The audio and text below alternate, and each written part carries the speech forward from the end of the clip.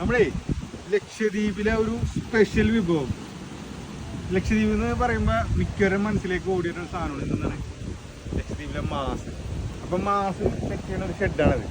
നമുക്ക് അതിൻ്റെ അകത്തേക്ക് പോയി അതിൻ്റെ കാര്യങ്ങൾ എങ്ങനെയാണെന്ന് നോക്കിയാലോ. ബാ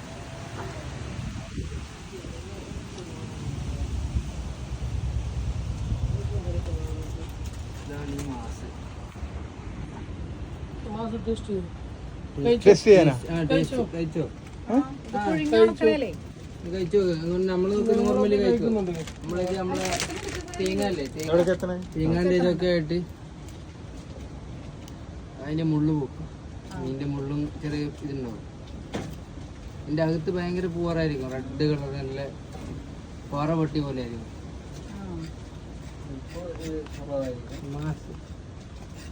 കൂടുതൽ ഉണങ്ങി നല്ല ഹാർഡായിട്ടിരിക്കണണ്ടാ. ഇത് എത്ര കാലം വേണമെങ്കിലും കേടുകൂടാണ്ടിരിക്കുന്നാണ് ഇവര് പറയണത്. ഇതൊക്കെ കഴിച്ചോക്ക് ബസ്സില്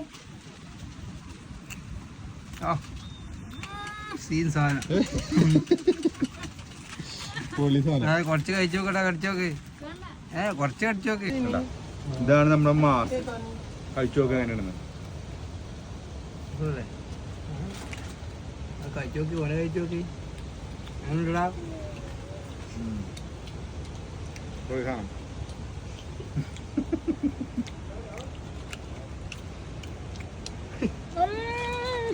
ചെറിയ പീസ് കഴിക്കണ. അവൻ കടിച്ചോക്കിട്ട് വിടണില്ല അല്ലേ?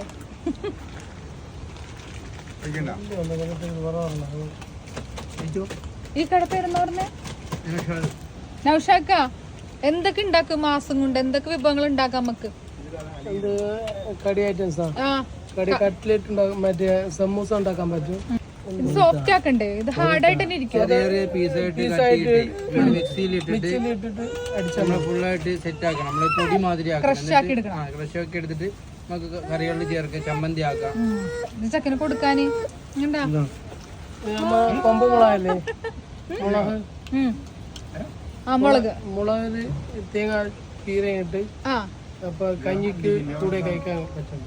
മുളകും തേങ്ങയിട്ട് പൊടിക്കണം അല്ലേ? എന്നിട്ട് വറക്കോ വെളിച്ചെണ്ണയില്? ഇല്ല, വെറുതെ ഇടിച്ചിട്ട് കഴിക്കാൻ പറ്റും. അപ്പോ ലക്ഷദ്വീപിലെ കൂടുതൽ വിശേഷങ്ങളുമായി അടുത്ത വീഡിയോയിൽ കാണും വരേക്കും ടാറ്റ ബൈ ബൈ.